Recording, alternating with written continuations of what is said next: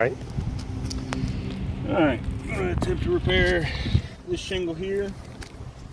It's nearby local damage, so I figured it's a good place spinning.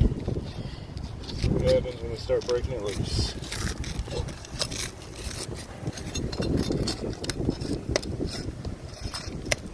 Sounds like it's already starting to crack on the matting.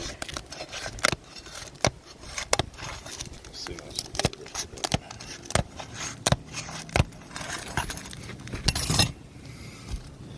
So there's a little bit of matting transfer for the upper shingle. Okay. Same, there's little bits of it. Slight. Yeah, it's from the one above that's losing it. Alright, let's see what happens when we break. The next one's loose for the nails.